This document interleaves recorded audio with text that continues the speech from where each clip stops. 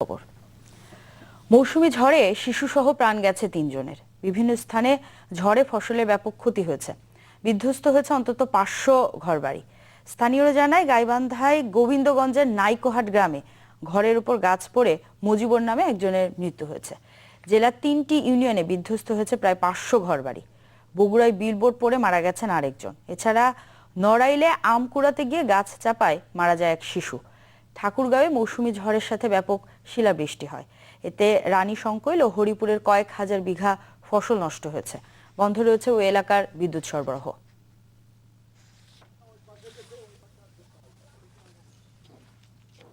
এদিকে ৪ বছরে পুরোপুরি মেরামত হয়নি ঘূর্ণিঝড় মহাসনে ক্ষতিগ্রস্ত উপকূলীয় এলাকার বেড়িবাঁধে।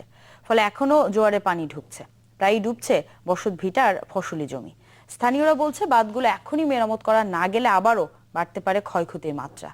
যদিও পাওবোর দাবি পর্যায়ক্রমে সব বাঁধ মেরামত করা হবে। ২০১৩ সালের ১৬ মে দেশের উপকূলীয় অঞ্চলে আঘাত হানে ঘূর্ণিঝড় মহসেন। এতে মারা যায় প্রায় ২০ জন, ক্ষতিগ্রস্ত হয় উপকূলের বেড়িবাঁধ।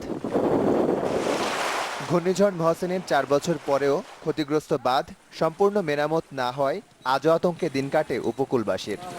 লবণ পান্তে ঢুকিয়ে প্রত্যেক জোবায় আমার ক্ষয়ক্ষতি করতে আছে। মাছ গাছ গরু ছাগল বাছুর মানুষ মসজিদ মাদ্রাসা সবই চলে যাবে আর কি। আমরা দেখছেন খালি বলু কি আইতেছে, বলো কই যায় নিজেরাও করতে পারি না। প্রতিনিয়ত স্বাভাবিক জোয়ারের পানিতে প্লাবিত হচ্ছে নিম্ন অঞ্চল। ভাঙা বেড়িবাঁধ দিয়ে পানি ঢুকে ভাসিয়ে নিয়ে যাচ্ছে মাছের ঘের। নষ্ট হচ্ছে ফসলি জমি, ব্যাহত হচ্ছে যোগাযোগ ব্যবস্থা আর স্বাভাবিক জীবনযাত্রা। ক্ষতিগ্রস্ত এসব বাঁধ নির্মাণ না হলে আবারও প্রাণহানি সহ ব্যাপক ক্ষতির সম্মুখীন হবে উপকূলবাসী। জোয়ার বাড়লে সাথে সাথে ওই অঞ্চলগুলি প্লাবিত হয় এবং ডুবে যায়, জীবনযাত্রার মান অত্যন্ত বিপর্যয় সৃষ্টি করে। যে কোনো সময় দুর্ঘটনা ঘটিয়া বেড়ে ছুটিয়া পুরো বলার শহর ধ্বংস হয়ে যেতে পারে। খোলা স্কুল যাইতে পারে না, পড়ালেখা করতে পারে না, বাথরুম দিয়ে খেতে পারি না। ক্ষতিগ্রস্ত এসব বাঁধ পর্যায়ক্রমে মেরামত করা হবে বলে আশ্বাস স্থানীয় জনপ্রতিনিধি ও পানি উন্নয়ন বোর্ড কর্মকর্তার। আমাদের কার্যক্রম চলছে এবং শাহবাজপুর গ্যাস ফিল্ড রক্ষার তৃতীয় ফেজের কাজ আমরা আশা করি জুনের মধ্যে সম্পূর্ণ করব এবং এরপর আর আমাদের এই শাহবাজপুর গ্যাস ফিল্ড নিয়ে আমাদের কোনো নতুন করে চিন্তা করতে হবে না। আমরা এই বর্ষাতে কোনো সমস্যা না হয় অস্থায়ী ভিত্তিতে কিছু মেরামত করে পানি যাতে ঢুকতে না হয় বিকল্প এগুলো আমরা আনুষ্ঠানিক থাকি এবার দ্রুত সব বাঁধ মেরামত করে উপকূলবাসী স্বাভাবিক জীবনের নিশ্চয়তা দেবে সংশ্লিষ্ট কর্তৃপক্ষ, এমনটা প্রত্যাশা উপকূলবাসী। আশিক তমল, চ্যানেল 24।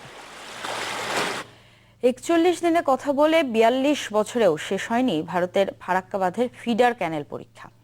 কলকাতা বন্দরে নাব্য বাড়ার কারণ দেখিয়ে সৃষ্ট ফারাক্কার প্রভাবে বাংলাদেশ অংশে পদ্মা পরিণত হয়েছে একখণ্ড মরুভূমিতে। এতে নাব্য হারিয়েছে অন্তত ২৫০০ কিলোমিটার নদীপথ। অস্তিত্ব নেই ৪৯টি শাখা নদীর, নেমে গেছে পানির স্তরও। বিশেষজ্ঞরা বলছেন বিভিন্ন সময়ে সরকারের অতিমাত্রায় নমনীয়তার ফলে এই পরিস্থিতি। রাহানুল ইসলামের ক্যামেরায় রাসেল মুস্তাফিজের রিপোর্ট।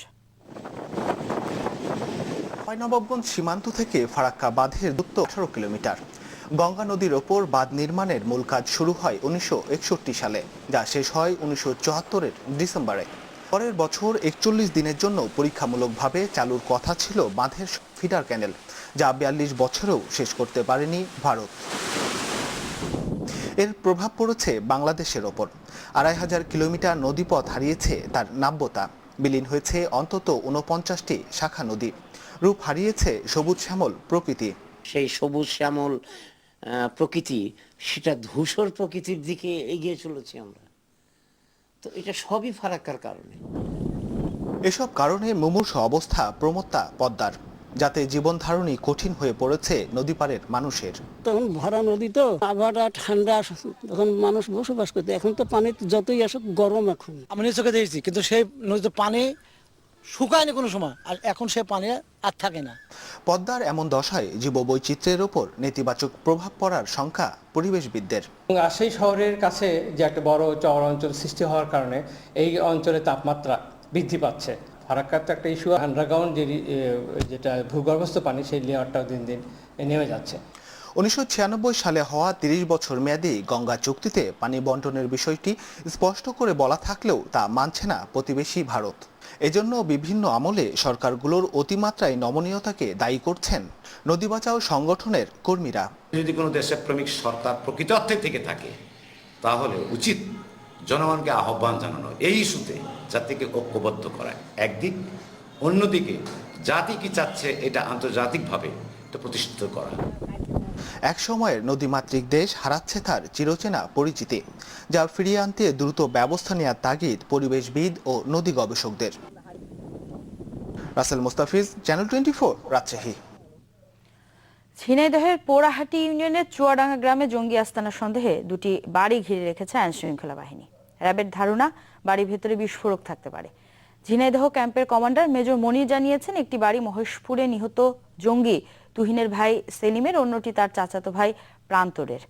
কাঁচা পাকা বাড়ি দুটির মাটিতে পুঁতে রাখা বিস্ফোরক উদ্ধারে খুলনা থেকে রওনা হয়েছে বোমা নিষ্ক্রিয়কারী দল। তারা ঘটনাস্থলে পৌঁছার পর অভিযান শুরু হবে। ভোর থেকে বাড়ি দুটি ঘেরাও করে রাখা হয়েছে। গেল 7 মে ঝিনাইদহের মহেশপুর ও সদরে দুটি জঙ্গি আস্তানায় অভিযান চালায় পুলিশের কাউন্টার টেরোরিজম ইউনিট। এর মধ্যে মহেশপুরের বাড়িতে নিহত হয় 2 জঙ্গি। এছাড়া গত 21 এপ্রিল পোড়াহাটির একটি বাড়ি থেকে বোমা তৈরির বিপুল সরঞ্জাম, অস্ত্র ও গুলি উদ্ধার করা হয়। তাদের কাছে সম্ভবত কিছু এক্সপ্লোসিভ বা গান জাতীয় কিছু জিনিস আছে, যেগুলো হয়তো তারা তার বাড়ির ভিতরে রাখছে অথবা মাটির ভিতরে লুকিয়ে রাখতে পারে বা আশেপাশে কোনো বাড়িতেও লুকিয়ে রাখতে পারে। তো আমরা সবগুলা সম্ভাবনাই আমরা বিবেচনা করতেছি। HRM দেশ 24-এ একটা